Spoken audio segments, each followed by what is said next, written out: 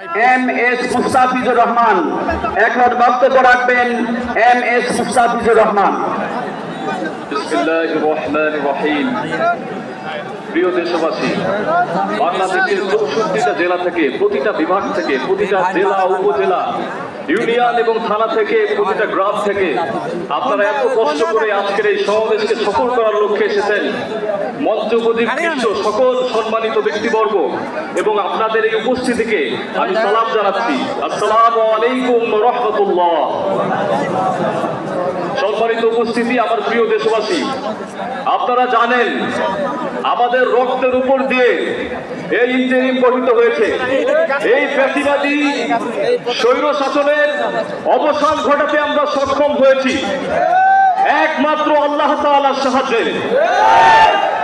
আমাদের কিছুই করার ক্ষমতা নেই যদি আল্লাহ তাআলা আমাদের উত্তম সাহায্যকারী না হন। ওয়াকাফা বিল্লাহি ওয়ালিয়া ওয়াকাফা বিল্লাহি নাসীরা। Allah is enough as an ally.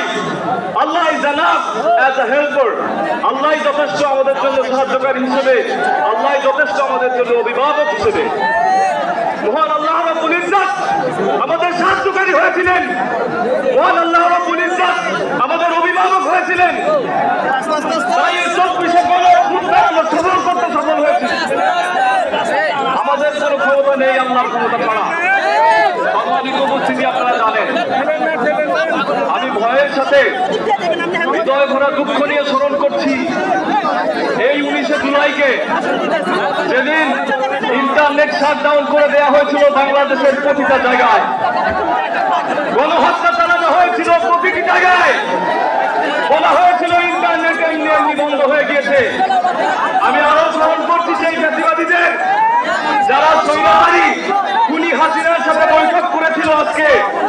তারা শিল্পপতি ছিল, বাংলাদেশের সবচেয়ে ক্ষমতাধর ব্যক্তিবর্গ, এবং শেখ হাসিনাকে তারা শক্তি জুগিয়েছিল এবং বলেছিল এই আন্দোলনকে দমাতে আমরা আপনার পক্ষে আছি।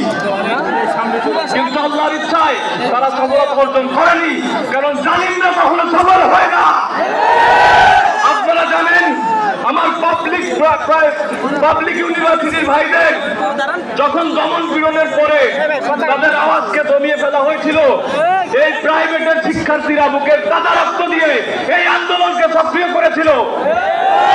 এই কওমির ভাইরা এই আন্দোলনকে সক্রিয় করেছিল 18 জুলাই থেকে। বাংলাদেশের প্রতিটা শ্রেণী পেশার মানুষ এই আন্দোলনকে সক্রিয় করেছিল 18 জুলাই থেকে। আমাদের পক্ষে কিছুই সম্ভব না আল্লাহ যদি না চান। আমি বারে বারে একটি কথাই বলবো, আমি স্মরণ করছি ফ্যাসিবাদী সেই সময়কাল যখন শিবির সন্দেহে আমাদের সনাতন ধর্মাবলম্বী ভাই বিশ্বজিৎকে দিবালোকে কুপিয়ে হত্যা করেছিল। শিবির করা কোনো অপরাধ না, কোন রাজনৈতিক দলের সমর্থন দেওয়া কোনো অপরাধ না, কিন্তু তারা শিবিরকে ডাক দিয়ে সাধারণ মানুষ, সাধারণ ছাত্রদের উপর অত্যাচার, নিপীড়ন, খুন চালিয়েছে প্রতিটা বছর তাদের স্বৈরতান্ত্রিক প্রতিটা শাসনামল। আপনারা জানেন তারা যে নির্বাচন করেছে গত 3 টার্মে, বাংলাদেশের মানুষের নির্বাচনের ভোটের অধিকার তা দিতে পারেনি। জামাত ইসলামের আজকের এই 7 দফা যে প্রপোর্শনাল রিপ্রেজেন্টেশন বা পিয়ার পদ্ধতির প্রস্তাব এসেছে, সেটা সকল বাংলাদেশের মানুষের ভোটাধিকার এবং ক্ষমতায় যাওয়ার সুস্থ প্রক্রিয়ার একটি পরিচায়ক। আমি আমার বক্তব্য বেশি দীর্ঘায়িত করব না, এটুকুই বলবো আজকের এই ঐতিহাসিক সমাবেশ যদিও আয়োজক বাংলাদেশ জামাত ইসলামী, কিন্তু এই আয়োজন, এই আজকের সমাবেশ পুরো বাংলাদেশে। আমি দেখতে পাচ্ছি পুরো বাংলাদেশ এই সমাবেশে। আমি দেখতে পাচ্ছি প্রতিটা মানুষের ভালোবাসা এই জুলাইয়ের প্রতি। আমি দেখতে পাচ্ছি প্রতিটা শহীদ পরিবার এবং আহত যোদ্ধা।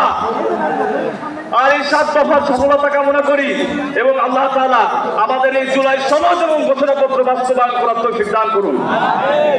খুনিদের বিচার বাংলার মাটিতে নিশ্চিত করার তৌফিক দান করুন।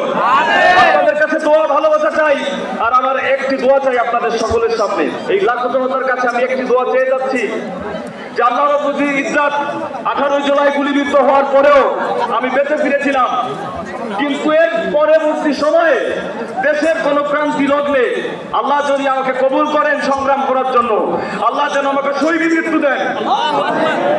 আল্লাহর কাছে এই দোয়াটা করবেন।